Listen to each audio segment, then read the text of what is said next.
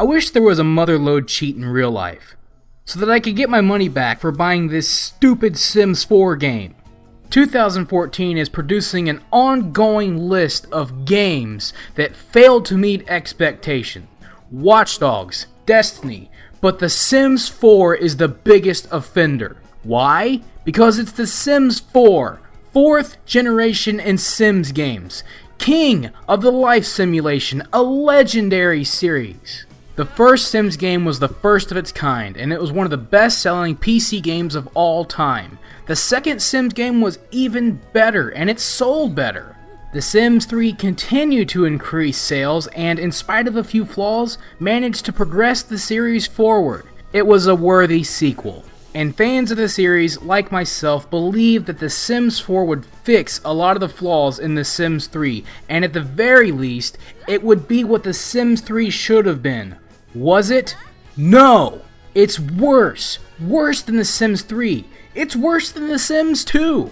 And there are notable improvements, like multitasking, the new mood system, better controls in character creation and in build mode, but these little improvements are overshadowed by a lackluster game full of horrible design decisions that are offensive to fans of the series. And since all you really have are the top review sites who fail to get their balls out of their purse and flat out tell you that this game sucks, but on the other hand you can go to Metacritic and see all the mindless hipster flameouts giving this game zeros without any real reason, I'm not going to give you a score. I'm just going to give you 4 reasons why The Sims 4 completely sucks. Number 1, customization is extremely limited.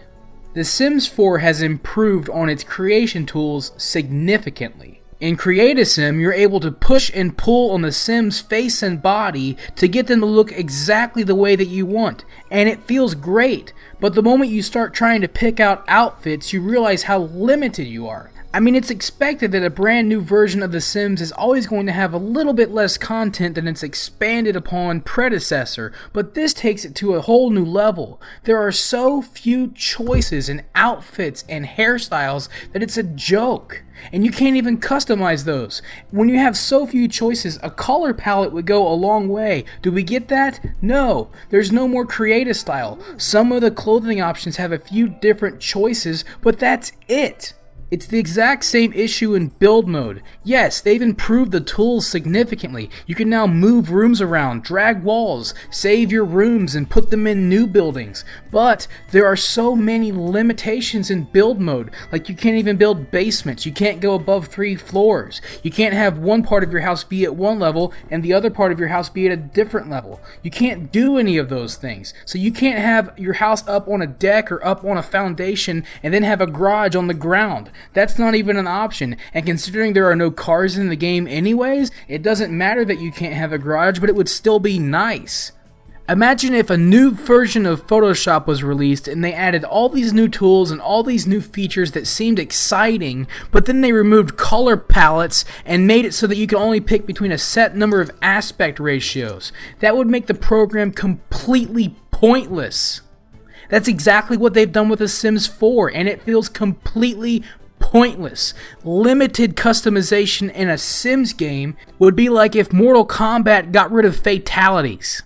Number 2, neighborhoods are a joke. The Sims 3 gave us an open world to explore. You could leave your house in your car and drive downtown to any location you wanted. You could go to work, you could go to the store, you could go to the park, and you could get there at any time of the day and go anywhere you wanted in the neighborhood. In The Sims 4, surely they would expand on that. Wrong. They completely removed the open world concept from the game and they gave us this. What? What is this? A neighborhood divided in sections with a map that doesn't even look 3D? It doesn't even look like it's from the world we're in? What the heck is this? And it's even worse when you look at the fact that you can't even create new lots. You can only alter existing ones. Heck, even in The Sims 2, you could create a neighborhood. You could add and remove lots. In The Sims 1, the neighborhood looked like more realistic than this. The heck even is this? How is it possible that after all these years, you can make a game in its 4th iteration with neighborhoods worse than the game from the 1st iteration? How does that make any sense? Number 3.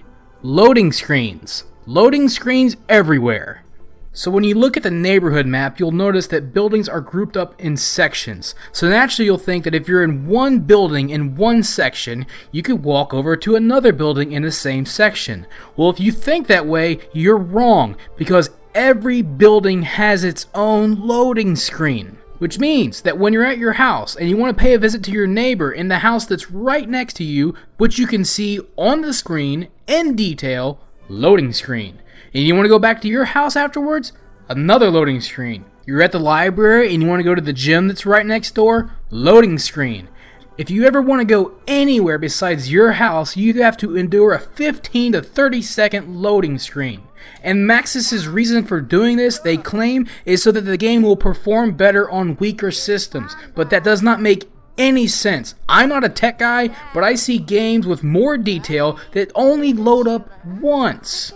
But there's an even bigger issue going on here, because you've disconnected one building from the other, and each building has its own loading screen. That removes world progression, because the only things that are happening are in the areas that you're in, which means nothing else is going on. In a game that's supposed to be a life sim, there is very little life happening around you, except for where you are. This is a completely stupid decision, and the problem is that this is a framework issue. The only way they could fix this is to redesign neighborhoods from the ground up. So this is what we're stuck with for the entirety of The Sims 4. Number 4, and this is probably the biggest offender, too many gameplay elements are not included. I don't think it's hard to understand that The Sims 4 is a base game, and it's not going to have as many elements as The Sims 3 plus all of its expansions. However, even a base game should be enough to be a game in and of itself, which means that if you didn't add anything to The Sims 4, it would feel complete. And The Sims 4 just does not feel complete. There are too many elements, too many features that were removed or excluded from this game that should be in it, that should not be added through DLC or expansion packs. It just doesn't feel like a complete game, leaving the player after a few hours feeling like there is just nothing else to do. And you can chalk this up to either blatantly lazy game design or shameless cash grabbing. Let me give you some examples. Lazy game design. Whenever I want to travel somewhere, I could go on my phone, pick travel, pick a new location, and then you would expect that my sim would at least walk out of his house and hop in a taxi or walk down the street. Does that happen? No. When I pick the new location, I immediately go into a loading screen, and then I magically just pop up at wherever I wanted to go. So apparently my sim can teleport through my cell phone. It's the same thing if I want to go on a date or schedule an event with friends. I just call those friends on my cell phone and then we just all magically appear at that location. That's lazy game design, and it completely breaks your immersion in a life sim game. Another example, when I have a baby, which is just an object now confined to a bassinet, when that baby becomes of age, it just jumps out of the bassinet and becomes a kid. No more toddler stage, a key element of the last game that is now gone. Another example, grocery stores. The Sims 4 doesn't have them. The Sims 3 did. Your food ran out in your fridge, you had to go grocery shopping. Not in The Sims 4. The food that's in your fridge is dependent on your cooking skill, and when it's time to cook something at home, you just click on your fridge, pick what you want to cook, and you buy it right there. So apparently food just materializes in your refrigerator.